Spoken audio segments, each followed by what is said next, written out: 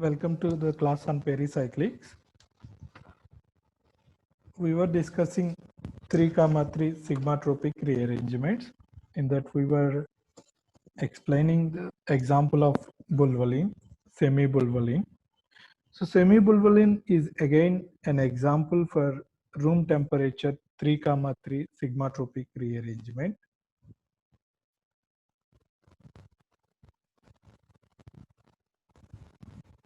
Here also we will get one signal for alkene protons, one signal for these tertiary sp3 hybridized protons, and one signal for these protons on this sp3 hybridized carbon. Here we have two protons, so it gives a separate signal. These four carbons, tertiary carbons, they'll give one signal at room temperature. Okay, so because of the rapid 3, 3 sigmatropic reactions possible in this compound, it will give three signals at room temperature.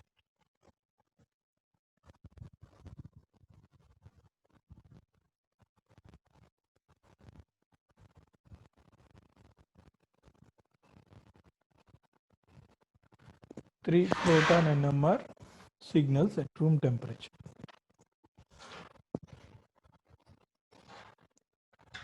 I'll give you one more example for this.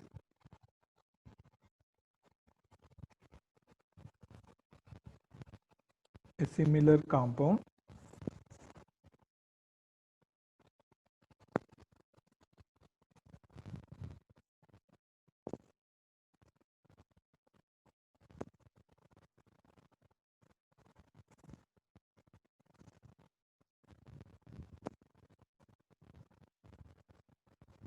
This is called berberine. So these molecules are expected to exhibit room temperature 3, 3 sigmatropic reactions. So that is why all the carbons are chemically identical. So they give corresponding signals in NMR. So when we look at this molecule, it gives two proton NMR signals. One signal for all alkene protons, one signal for sp3 hybridized protons. So two proton NMR signals at room temperature. But when you go to low temperatures, it gives 3, it gives 4. So something like that.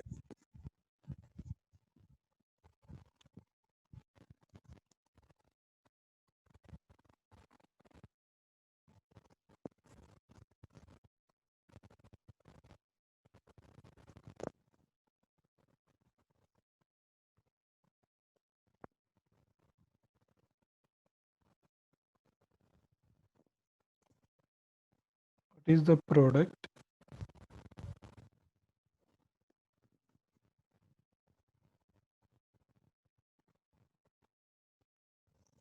Now we will look at oxy-cope rearrangements.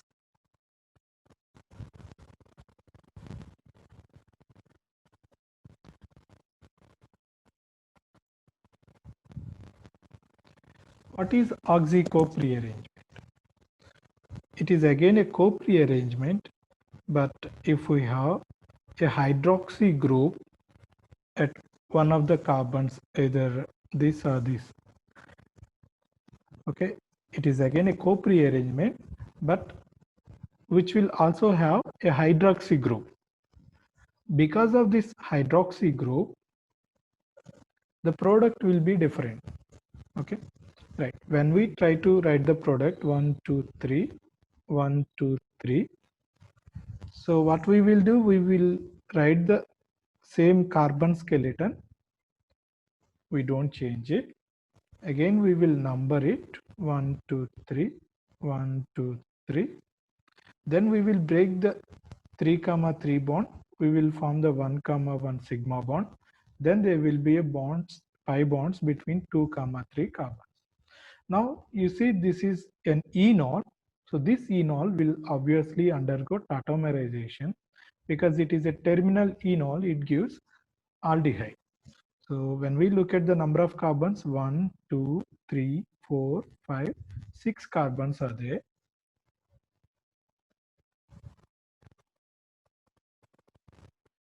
This is the product. So this is called alpha, beta, gamma, delta, comma, epsilon, delta, right? So delta, comma, epsilon, unsaturated carbonyl, unsaturated carbonyl. So when we have a hydroxy functional group on the cope substrate, it will give an aldehyde or a ketone based on the substrate. Okay, so generally we will get aldehyde. That gives delta, comma, epsilon, unsaturated carbonyl.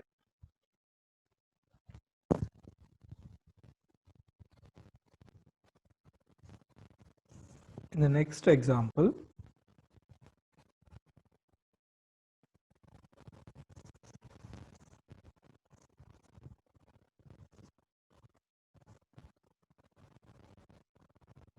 so this is the substrate. When it is treated with KH in a THF solvent, reflex 18 hours, what is the product? Right. Here, when we use KH, what is KH? Potassium hydride is a strong base. H minus will easily pick up the acidic protons if they are available in the compound. Yeah, we have OH functional group, so the hydrogen is acidic. H minus will easily pick up this. So it generates O minus. The oxy-cope rearrangement is very reactive in the ionic form compared to the neutral form. So that is why most oxy-cope reactions, they are performed under ionic conditions. That means we will use an additional base to increase the rate of the reaction. So this is called ion cope rearrangement or ion oxy-cope rearrangement. It is just a sub-name. Right.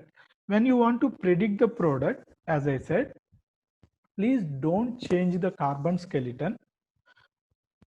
What we need to do is first we need to identify the 1, 2, 3 carbons. 1, 2, 3 carbons. So first we need to identify the 1, 2, 3 carbons. Then we will break the 3, 3 bond and we will form the 1, 1 bond sigma bond. Right. So first we don't change the carbon skeleton while writing the product. Then we don't form this 3-3 bond. We will leave it there itself. Though it is ionic fashion. Okay, right. O minus. Now again I'll write the numbers 1, 2, 3, 1, 2, 3. So I am forming 1, 1 sigma bond. I am breaking this 3, 3 sigma bond. Again I am generating 2, 3 pi bonds. Okay, this pi bond also. This pi bond also. Right. When I want to convert this into a flexible system, then I need to give again one more numbering. This is for cope rearrangement. But when you want to write it in a possible fashion, in a good representation, you see 1, 2, 3, 4, 5, 6. This is a 6-membered ring. Again 1, 2, 3, 4, 5, 6. This is again a 6-membered ring. So that means there are two 6-membered rings which are fused along these two carbons. Along these two carbons. Of course, 6-membered fusion, yeah, we can simply write it. It's not a problem. We will take the ring fusion. But it is always good to give the numbering. Then it is easy for us to understand where the substituents are there. So we will give a different numbering 1, 2, 3, 4, 5, 6. There is no rule in giving numbering. Okay, you can do it in any fashion according to your flexibility. Then we have given the numbering in first ring. Then we will start giving the numbering in the second ring also, because it was given 6, the next carbon 7, next carbon 8, next carbon 9, next carbon 10. Of course, there is a bond between 1 comma 10. Now we will write this new numbering in the product also. So we are starting with 1, 2, 3, 4, 5, 6, and then 7, 8, 9, 10. Now it is easy for us where the double bonds are there, where this unilate ion is there, right? So it is on the 9th carbon, the unilate ion, which will undergo tautomerization to give the carbonyl. So the 9th carbon is a carbonyl. So to easily predict the substituents, place of the substituents, it is always good to have a numbering. Then we have another double bond between 2, 3. So that means between 5, 4. So 5, 4, we have a double bond. 9th carbon is a carbonyl carbon. 1 comma 6 is a ring fusion, and we don't have any other else, right? Then what is the configuration around this ring fusion? That means configuration at first carbon and the 6th carbon. Now if you look at the hydrogens here in this structure itself, they are like this, right? They will be like this. When we look at these two hydrogens, they are in the same phase. They are pointed in a similar fashion, right? So they are in the same phase. That means both are cis. Now whether it is above the plane or below the plane, yeah, in this form what we have done is, I'll try to explain it like this. This is the ring which is bridged ring, this is the bottom ring. So this is the ring which I am representing, this is the ring which is, now I am representing like this. Okay, so this is the top ring, this is the bottom ring. So it was like this. Now I am representing it in a planar form by converting it like this. So that means this ring is expanded like this.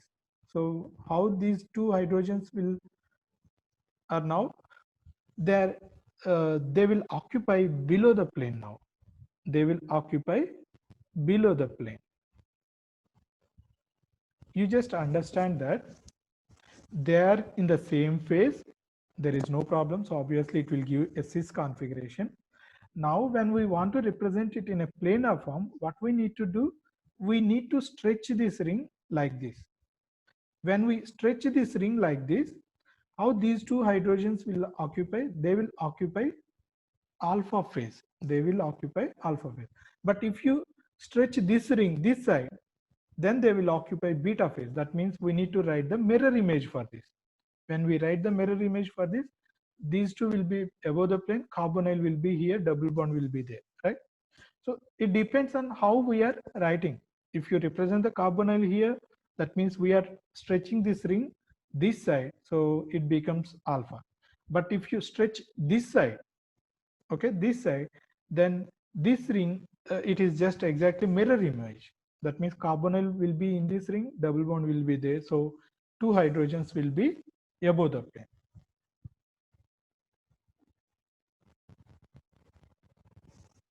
I'll give you one more example for Auxy-Cope reaction. You just try to predict the product.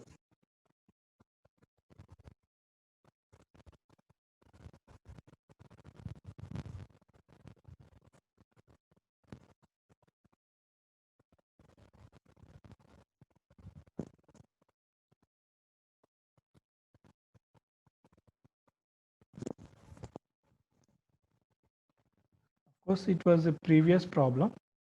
It may not be repeated, but still it is a good example for practice.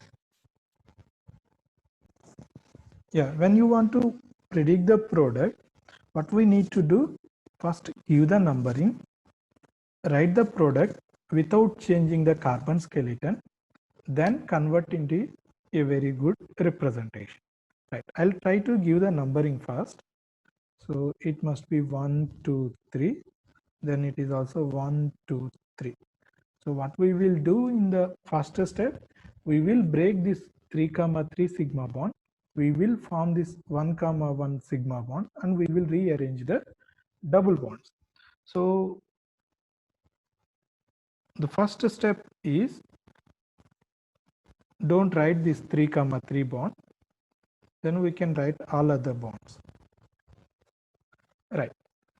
This is 1, 2, 3. Again, this is 1, 2, 3. Okay. Now we are generating a 1, 1 sigma bond. Then there are pi bonds between 2, 3 carbons. This 3, 3 sigma bond is broken. Now, how do we represent this? Just count the number of carbons. Of course, it is a 6-membered system. Then the next ring is not a fused ring, it is a bridged system. Fused means if it is bonded to 2 successive carbons, but it is not bonded to 2 successive carbons, it is a bonding between 1 and 3 carbons. So it is a bridged system. Now look at the number of carbons here. 1, 2, 3, 4, 5, 6, 7, 8. So it is an 8-membered ring. It is an 8-membered ring.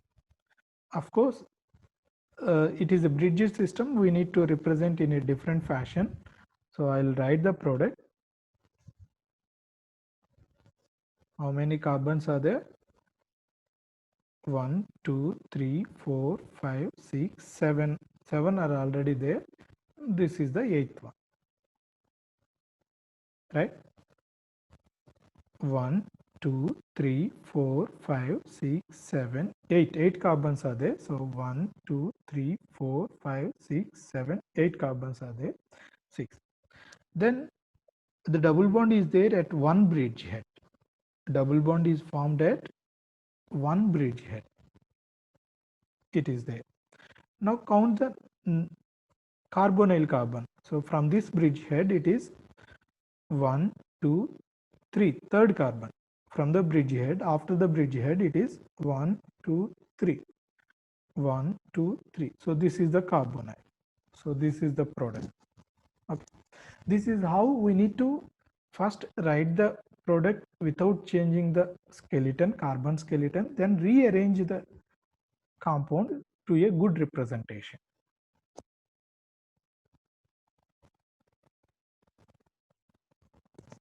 Right. In the next example,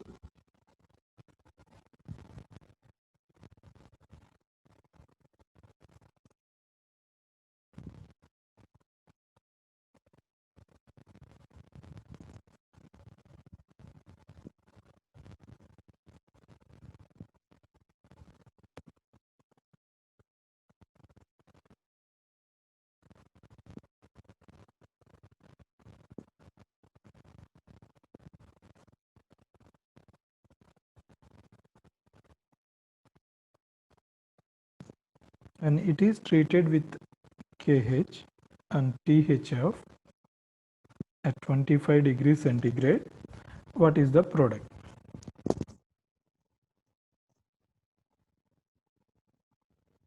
I'll explain it once again so that you will appreciate it more. Right. What we need to do, we need to first, yeah, I am missing this. We need to figure out what is the 1, 2, 3 carbons. So here it is 1, 2, 3, 1, 2, 3. So what we will do, we will break this. Okay, I have given the numbering in a reverse fashion. So we will break the 1, 1 bond. We will form the 3, 3 bond. Right. So in the first instance, we are not going to change the carbon skeleton. Right. We are not going to change the carbon skeleton. So we are, as it is, we are representing it because it is ionic co-rearrangement. So I am writing O minus. Then we will break this bond.